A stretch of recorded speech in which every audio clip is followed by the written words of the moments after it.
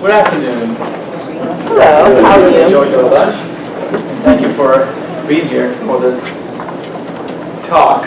I want to talk about social media and government, and hopefully try and see how we can associate that with HR.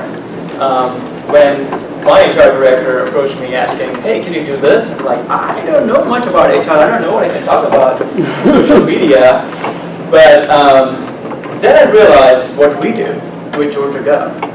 And there were some parts where we could really kind of make that connection, and we felt like we could share something with you all. So that's what Bethany and I are going to do. I'm just going to really kick this off, and then Bethany would take you into the actual details and the intricacies of handling social media. But before we do that, I just want to kind of paint a landscape background of how this all started with Georgia.gov. So, as Cassandra introduced me as being the director for Georgia Gov, so I've been lucky to have a great team that enables everything that we do. Georgia.gov is our state portal, and I'm hoping everyone has been there at some point. Any hands who has not been to Georgia.gov? Oh, good. Everybody has been, or some people are just like, nah, I'm not gonna. So what we're trying to do with Georgia Gov is we understand that constituents don't really know the structure, the organization of government, but they're looking for answers regardless. So we want to be that first tier of information where they come in, they look for what they're looking for. We can help them with it. If we are not able to, we can at least point them to the department or the agency who can provide them those answers. So that's really how our Georgia Gov website was set up. It's more like a portal. We don't duplicate content, but we just give them enough to be aware of what they are pursuing as far as their questions are concerned, and then we are just happy to point them to agencies. I don't know if you all remember the old Georgia.gov. It used to be a long site with a bunch of content up there, press releases, lottery numbers, column count. And at one point we realized, like, what are we trying to do here? What is our message? What is our communication strategy? And we pulled back and we started looking at what people are actually using. What are they clicking on? What are they searching?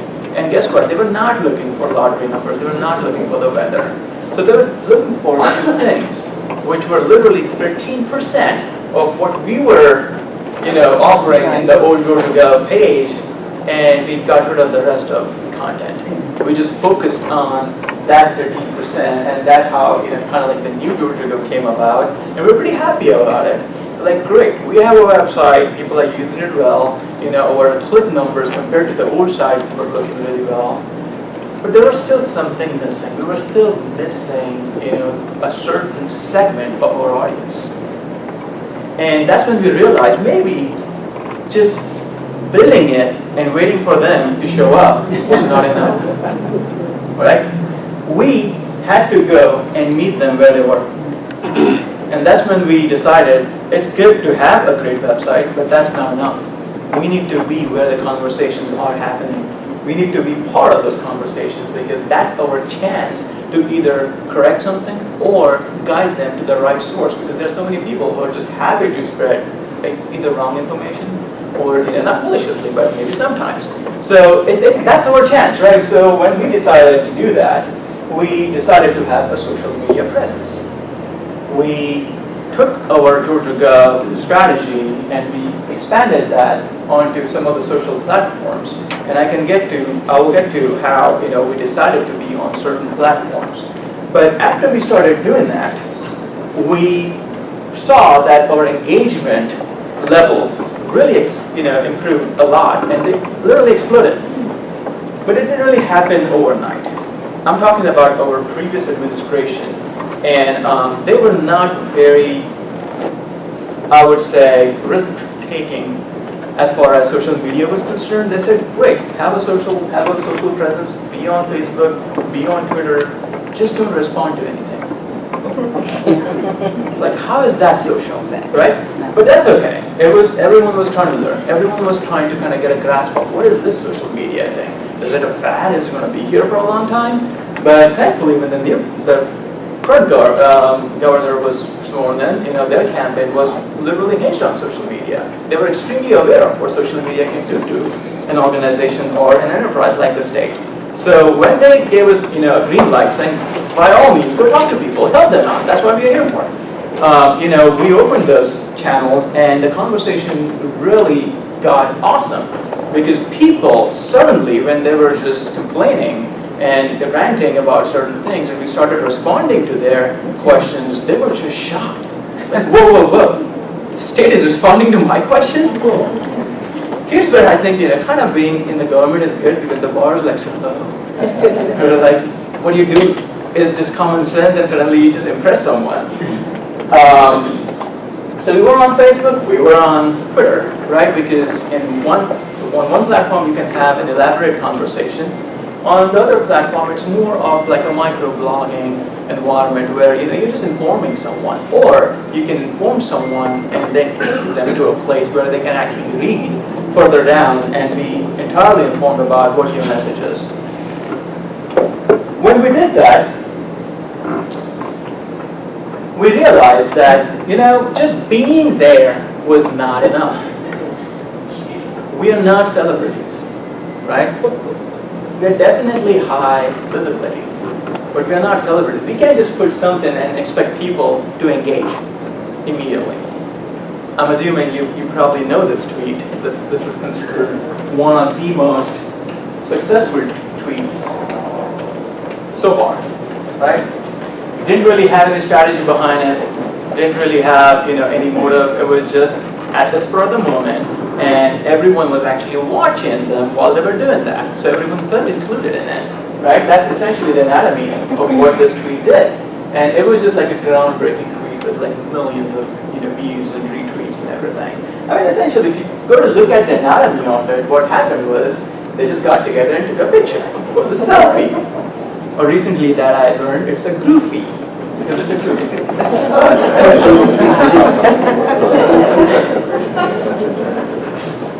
But it was from a vantage point, right? It was from a point where it makes sense. Now this picture might not have gained that much traction.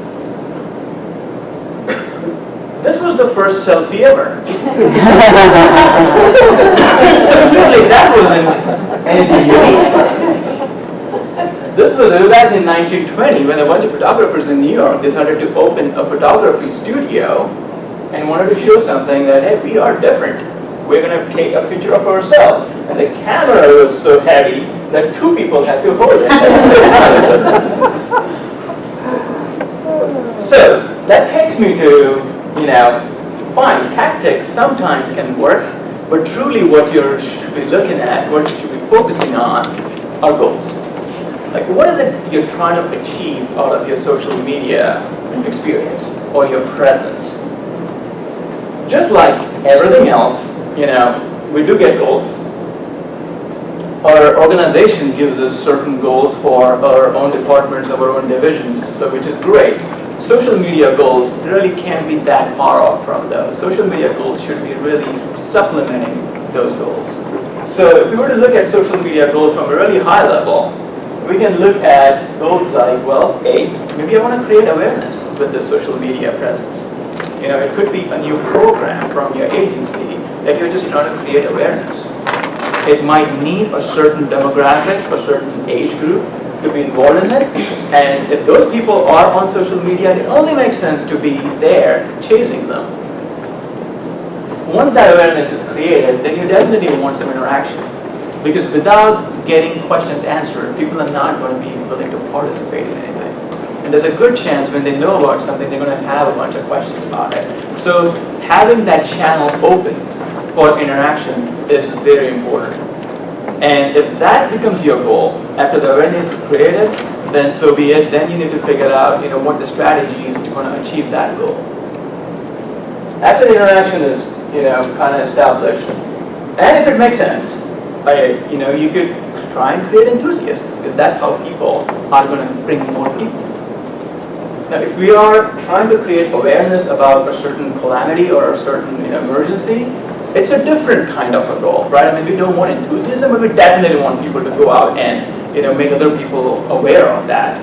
But that's where, through social media, what we otherwise know as going viral comes in.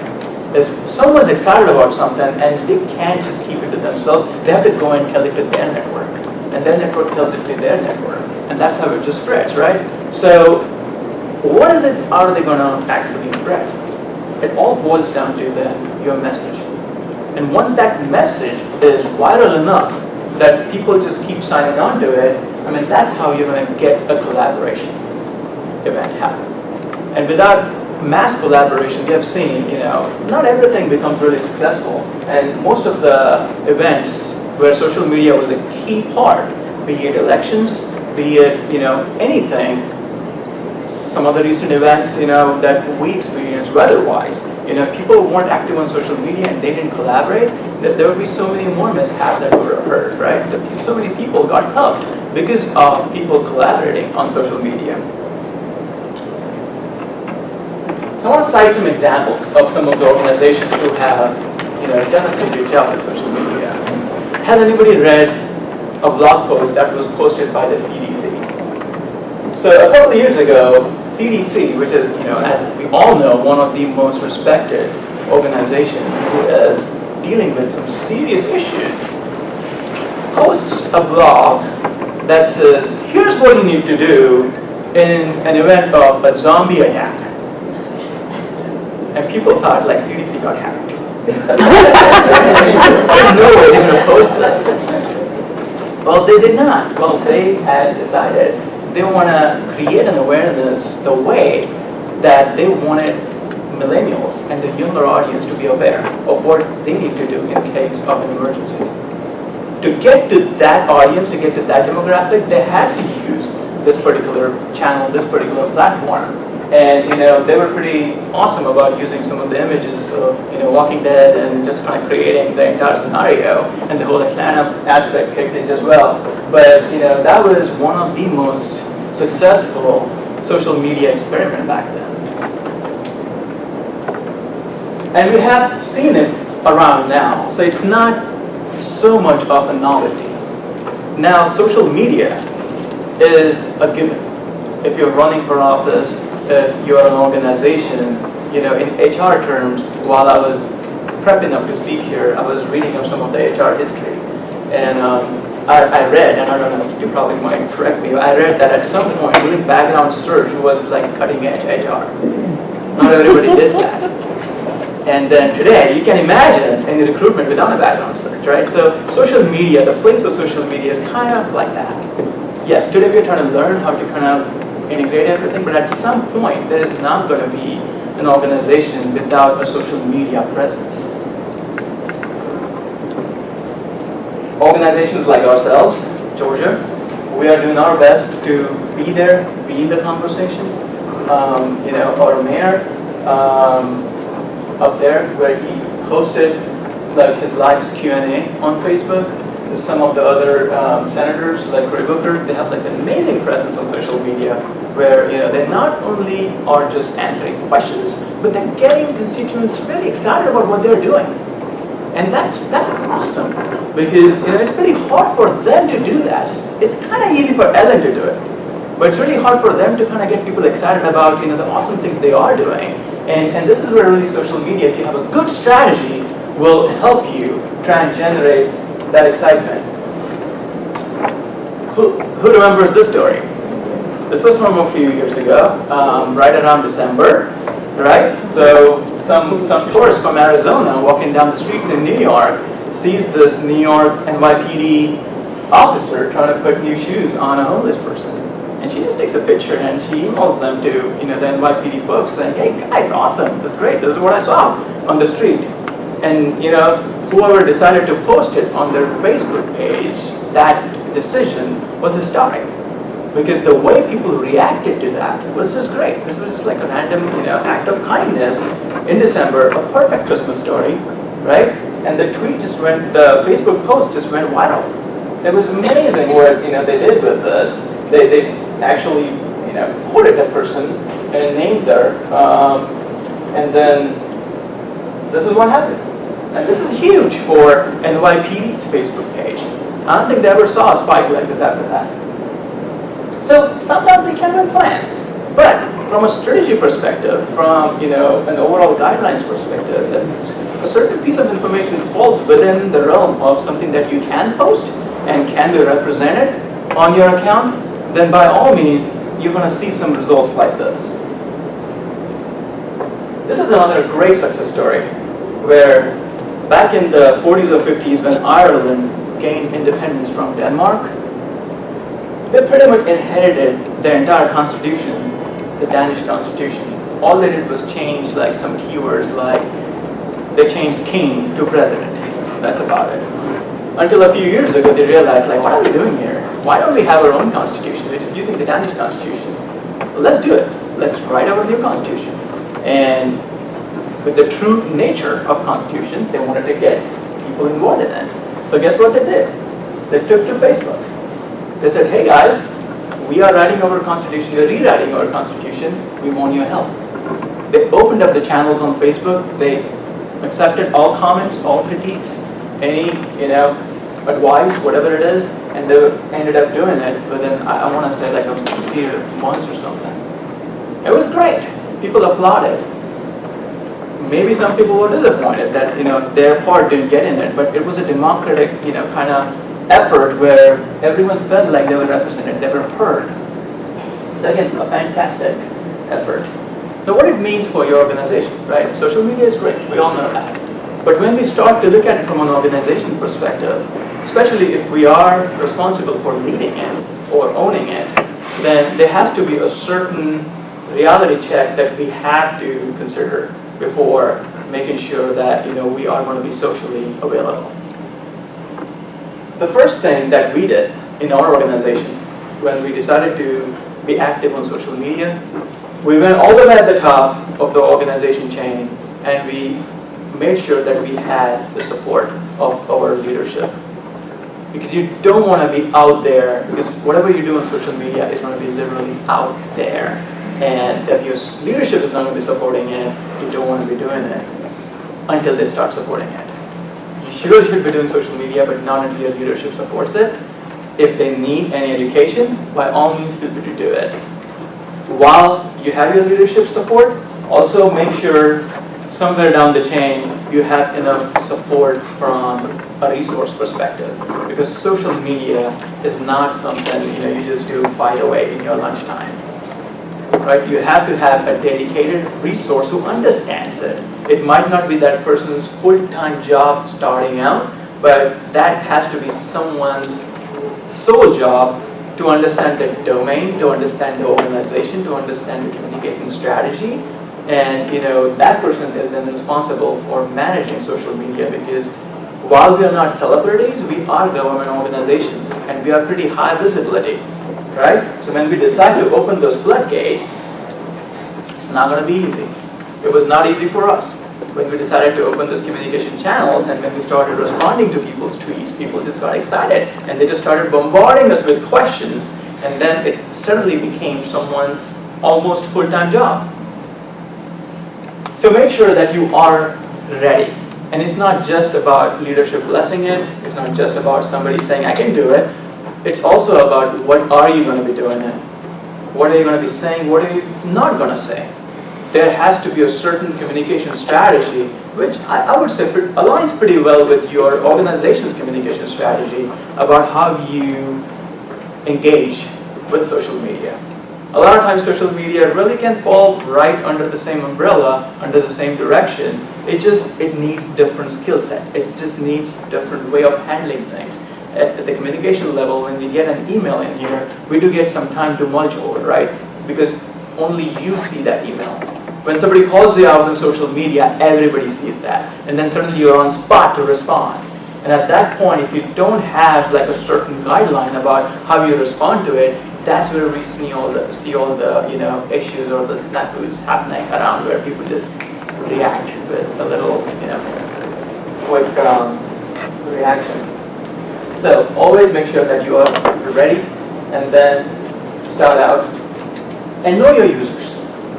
as an organization, I think everybody really kind of has a good sense of who the users are, but try and make sure that while you're doing social media, there are a bunch of tools available. So while you start having that conversation, there's a good level of insight you can actually get by who your users are.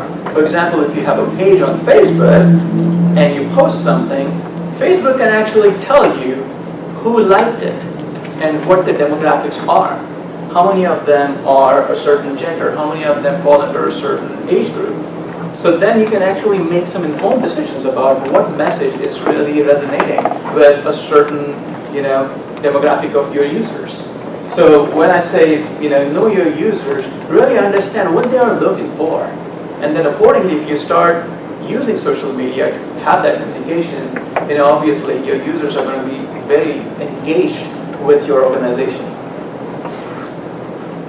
End of the day, again, as much as I say about strategy, it all boils down to what your message is going to be. It all boils down to communication. Social media really is not about tools. And at this point, we might be aware of that, but we always keep hearing about, oh, this is a new tool. That's a, Snapchat, this, that. It's not tools. These are just enablers, right? I mean, it's more about what can you do. What do you do with having, those tools in your toolbox? It's really about communication. It's really about your message. So this is kind of like what we did to start our social media presence, and it's been fantastic. Like, we have been gaining a lot of Twitter followers. We've been gaining, a lot of Facebook engagements, but it's someone's full-time job, and it's almost kind of like, someone's always on the edge about what's going to happen today, because we can't control events. And when we can't control events, that a lot of times we just feel like you're on the spot to respond to something you can't control or you haven't caused, but that's the nature of the beast. So I'll invite Bethany to get into now the weeds of content strategy and social media implementation.